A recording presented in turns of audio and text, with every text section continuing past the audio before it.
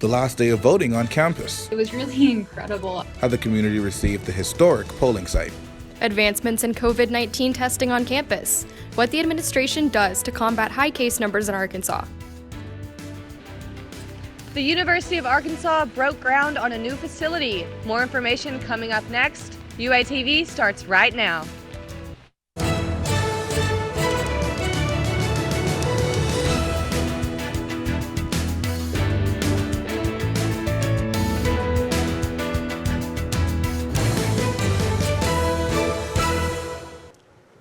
Welcome back to this Monday night edition of UATV. I'm Katie Gardner. And I'm Cayden Hartman. Thanks for joining us.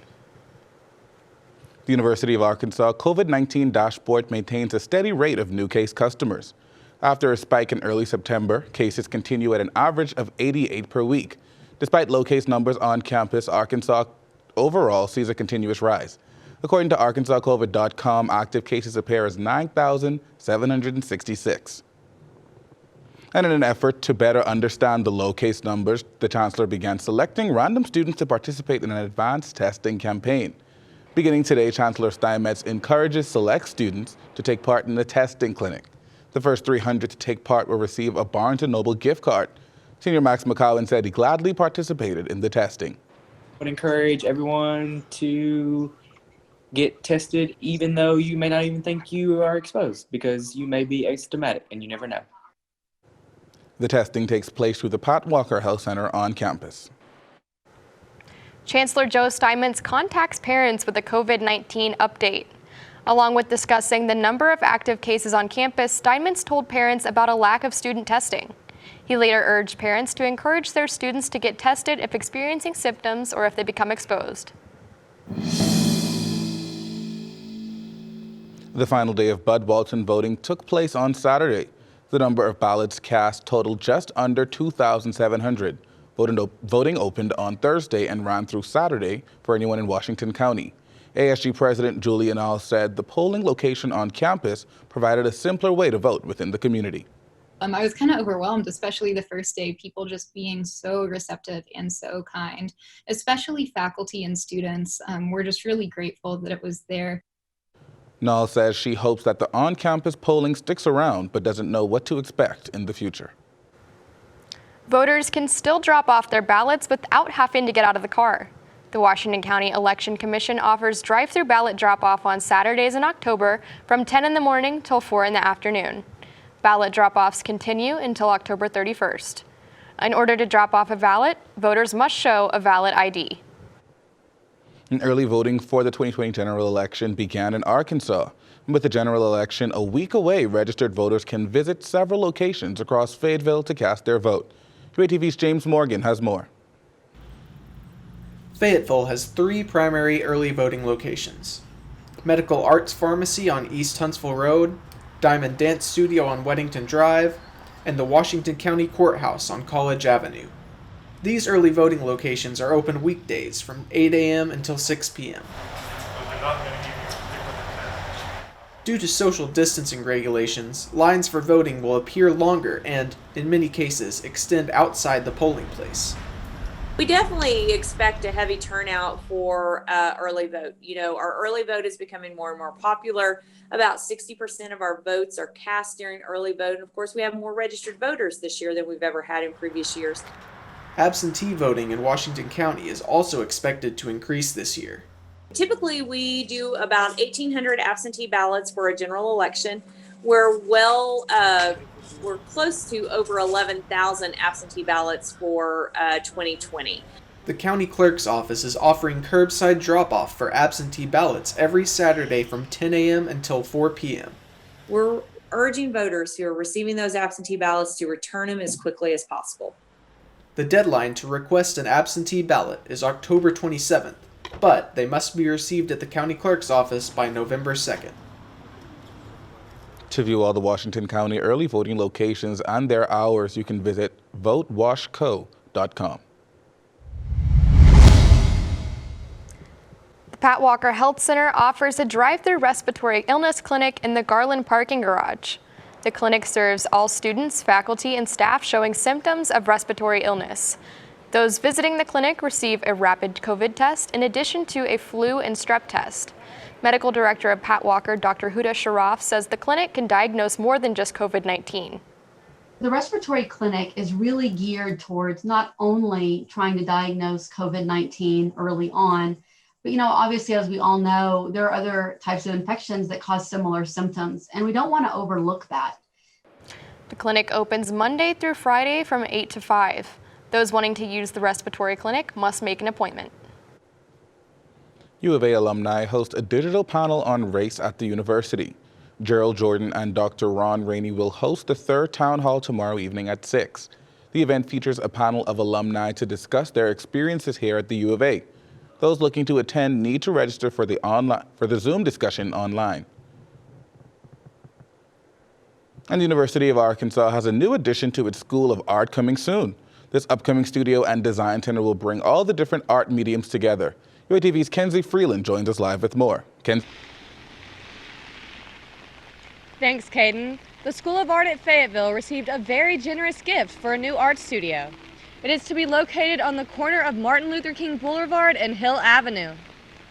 The Wingate Foundation gave the University of Arkansas $40 million for its School of Art to construct a new building. This building will really just bring all of us together. As of right now, the art community is scattered about in different locations on and off campus. We already collaborate. It's just hard when all of our disciplines are across campus. Once completed, the Wingate Studio and Design Center will be 150,000 square feet, tripling the size of current work areas. It's actually going to bring us from 7 different locations all to one central location. Snyder is excited for the outcome of the new building. When you get to build a new building, you get to build for the moment and the future, opposed to trying to retrofit current thinking and ideas into older spaces. He says the art footprint on campus is pretty small and the building will provide students with visibility in new studios. It provides students who come here to study art and design with the same great resources that the other programs have. The goal of this project is to bring the whole art community together and to offer a new spacious environment for all art students. I think it'll also inspire new collaborations because, design students will walk by a ceramic studio and perhaps be inspired to then work in a new medium. The Wingate Design Center and Art Studio is set to be completed by summer of 2022. Reporting live for UATV, I'm Kenzie Freeland. Thanks, Kenzie. The School of Art hopes to have students and faculty in the building by the fall of 2022. Hate crimes spark a need for change. The City Council wanted to make a statement against this sort of hate crime. How Fayetteville plans to adapt. Fayetteville book lovers rejoice as renovations on the library continue. More coming up on UATV.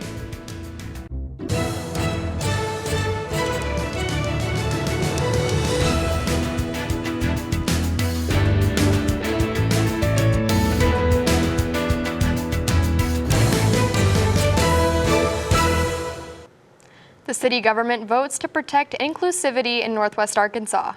Fayetteville City Council members passed an ordinance to add a hate crime component to certain misdemeanors. A similar effort in Little Rock inspired local council members to draft a resolution. City Attorney Kit Williams says that the council needed to see if this was legally possible. It took us a long time actually to get this all drafted up, and I had to do a lot of research to make sure that in fact this was within our power, that we were not exceeding our power. Williams says that a recent string of vandalism shows the need for this ordinance. Vandals defaced City Councilman Kyle Smith's campaign sign with, quote, "No vote queer," end quote. The ordinance passed unanimously. Fayetteville Public Library has been continuing renovations across their building during COVID-19, but the operation has had challenges to face during the pandemic. UATV's Fletcher Cowden is live with the story. Fletcher? Thanks, Cayden. I'm here outside the Fayetteville Public Library on this rainy, cold night, where, as you can see behind me, construction workers are finishing up their projects on the renovation. Now, I did come here earlier and I was given a tour of what's going on. When you walk in the front door, the books are still in the same place. The only difference is that there's a bunch of boxes around the area of new equipment that they got in. From there, I was taken upstairs where I got an overview of the new Kids Center, where they'll be keeping all the same books, but there's more space for the family. Even airplanes are hanging off the top of the ceiling. Upstairs from there, there's a teen center where video games are going to be included.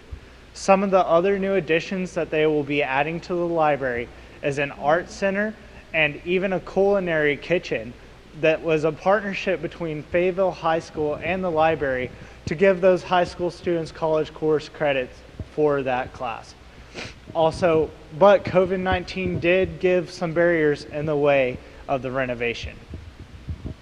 We were supposed to get ceiling tiles and carpeting and seating. That all got pushed back several weeks because when there were stay-at-home orders within states, they couldn't manufacture the products. It's fine. Now, construction workers are still wearing their mask and maintaining social distancing while continuing this project. I will say my favorite part of the tour was the new performing arts studio that they're building, which will be able to have a capacity of 600 guests and even changing rooms in the back for plays. Reporting live for UATV, I'm Fletcher Cayden. Thanks, Fletcher. The renovation to the library should be completed by this December. The walk goes on. Important traditions I think the campus has, and one that students especially are very proud of. How traditions continue during a pandemic. One student's blog documents the university's history, how students can revisit the past.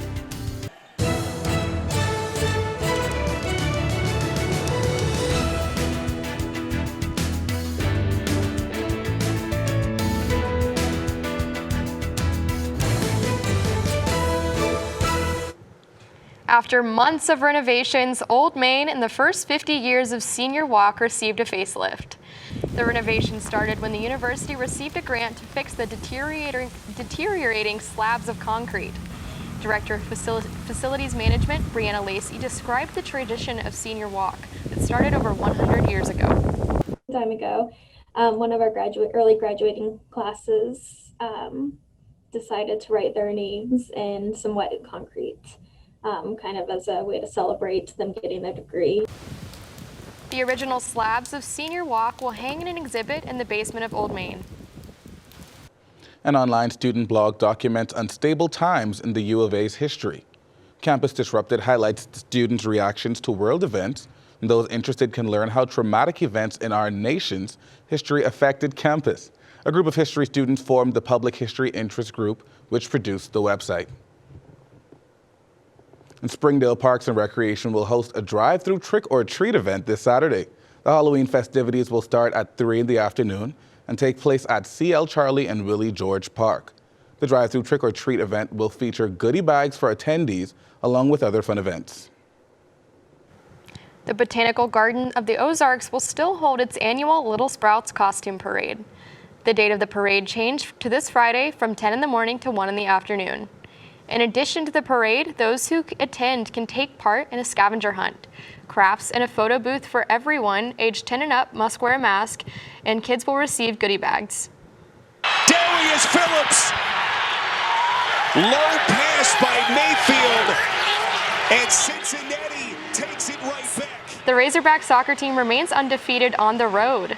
And one of the NFL's biggest stars hits the injured list. That and more when we come back. Looks like he's down on.